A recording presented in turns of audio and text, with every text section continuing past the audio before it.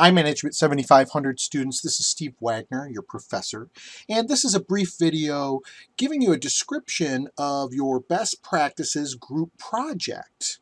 Now, in this project, your group has been assigned a topic that is in the area of organizational behavior, and you're to research this topic and prepare a paper and a presentation as a group. Now, all of these topics are covered to some extent in your textbook, but I'm not looking for you to just look in your textbook and give that material back to me.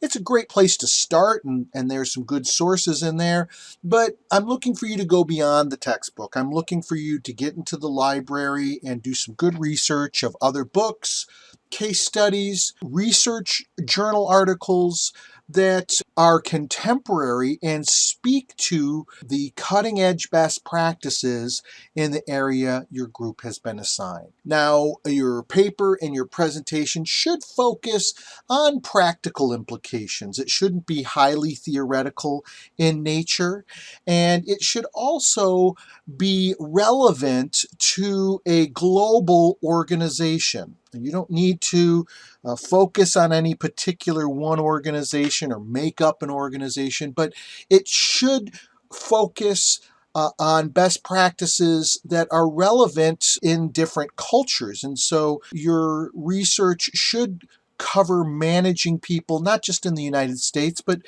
also look at managing people in other regions of the world with regard to the topic you've been assigned. Now, there's two main deliverables of this project. The first is a white paper, and the white paper is a name for a research paper. And in the paper, you're going to describe the best practices as well as the evidence that supports them being best practices. In total, the paper should be 23 to 25 pages in length.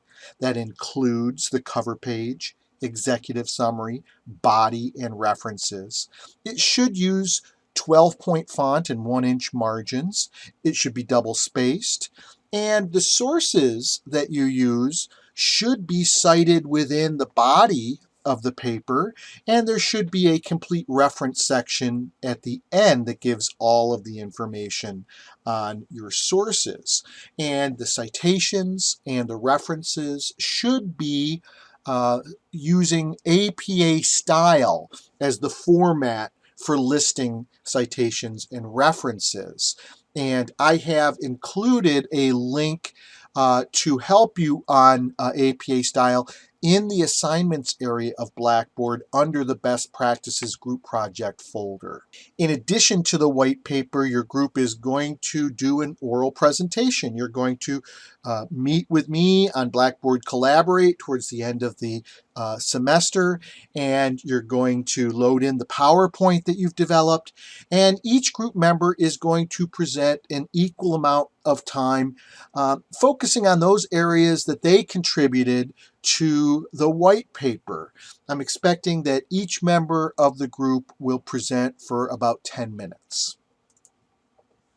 Now, the evaluation of this project is done with a rubric that's described in the syllabus, and you should look at that, as many of the assignments we have in this class have those rubrics, and it's a great way for you to set your expectations of what you should be doing in the assignment. And here I've listed the different categories in the rubric. I encourage you to go to the syllabus and look at these in a little bit more detail. But first off, I'm going to be evaluating how you describe the best practices and the evidence that supports them. I'm going to be evaluating whether you address practical implications of managing people in organizations, and whether it is relevant to a contemporary global organization, whether there are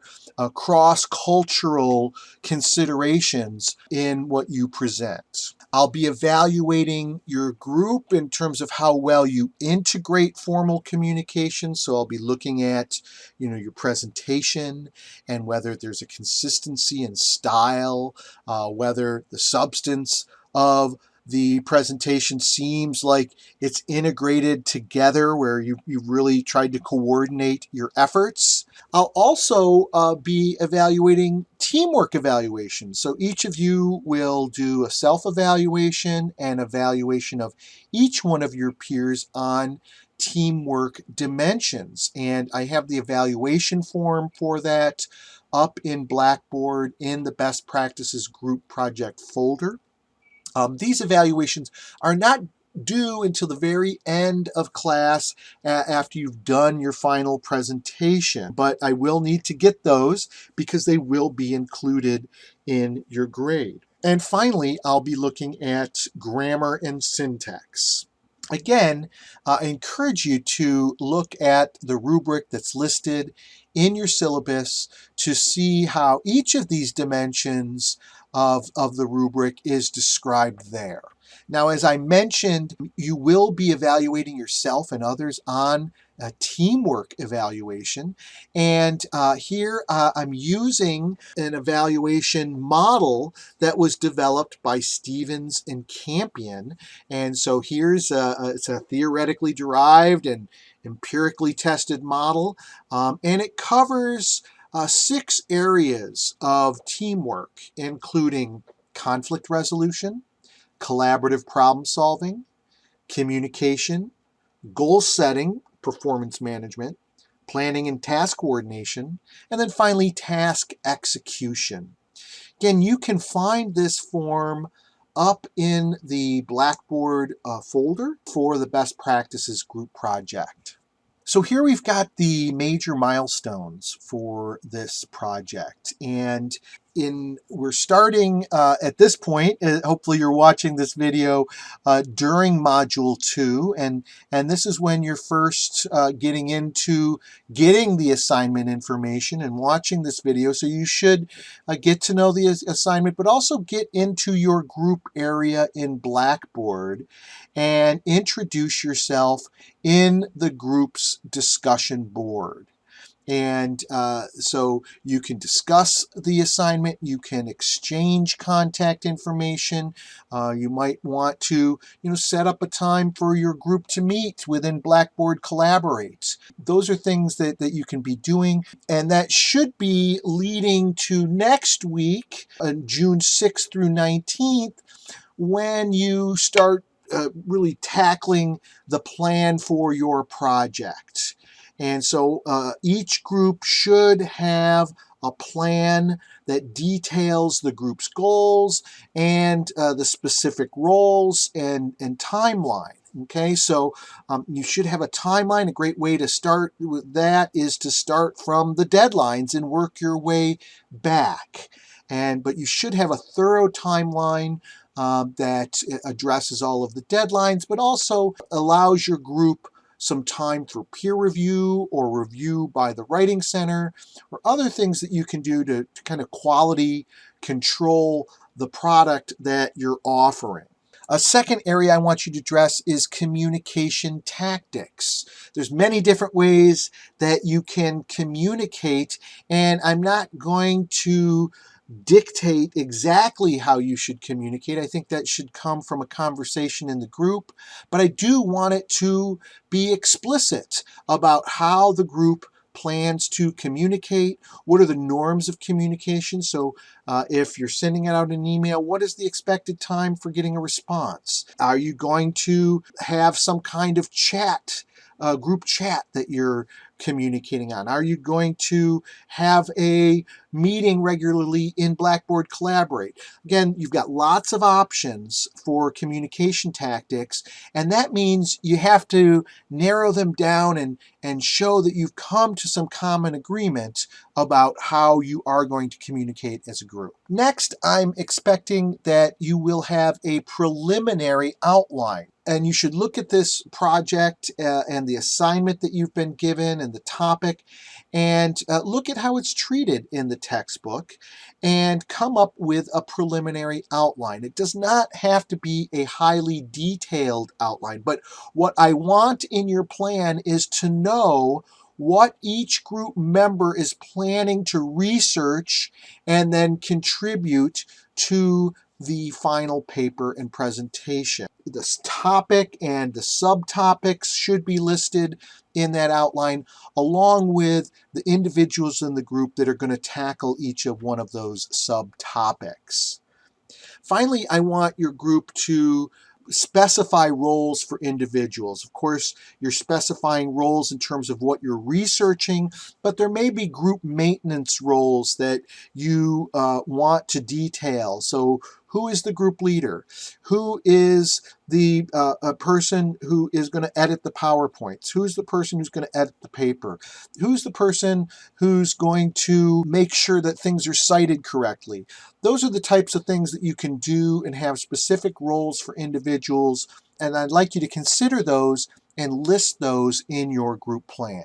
Now, this initial plan should be posted in your group's file exchange by June 19th. You should also email me, your professor, to set up a meeting with your group. And so I'm expecting to meet with your group to discuss your initial plan sometime during the week of June 20th to 26th.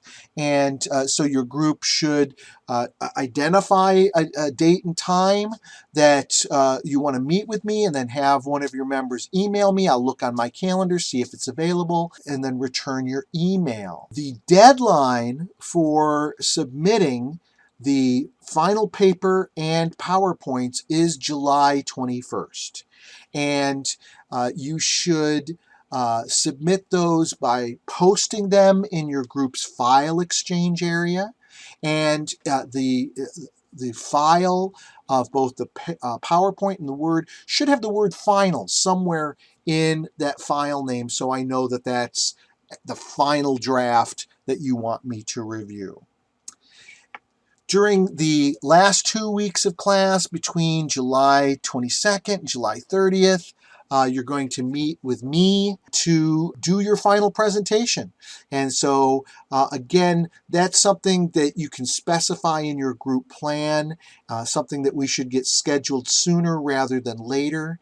After you've done that final presentation, you'll submit the teamwork ratings, and that is the last thing that I'm expecting for you to do in this group project. Now, it's important to understand that there is a real need for virtual teams, and I think we've all discovered that through the pandemic. But long before the pandemic, organizations were using computer technology to bring together people who were physically dispersed in order to work on projects and achieve common goals. And we've been researching virtual teams for about 20 years. And through that, we've developed some best practice recommendations that I want to share with you. First, it's very important to have clear common goals. That's why I'm having you set up this project plan. You should have clear goals for your project, and you should track them. It's important to really commit to communication and follow through on it. That's why I want you to have a communication plan. Of course, you want to leverage technology, and technology is always evolving. And that's why I'm not going to say, hey, you have to use this technology or that technology, except when you're using Blackboard Collaborate to meet with me. That's the one we're going to use. If you have other types of technologies, maybe you want to use some kind of chat program or some other kind of project management program, as long as everybody agrees to it, that's fine. It's important that you have a shared documentation of work.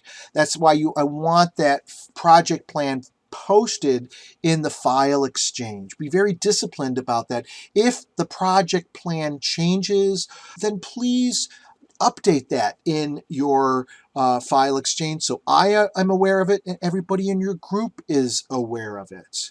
And finally, in virtual teams, while you may have a team lead, everybody has to and sometimes take a role of leadership. They have to really take the initiative to participate and follow through, because we don't have the luxury of just running into each other in the halls. And that often can solve a lot of problems. Here, we have to share leadership, and I encourage you to do so.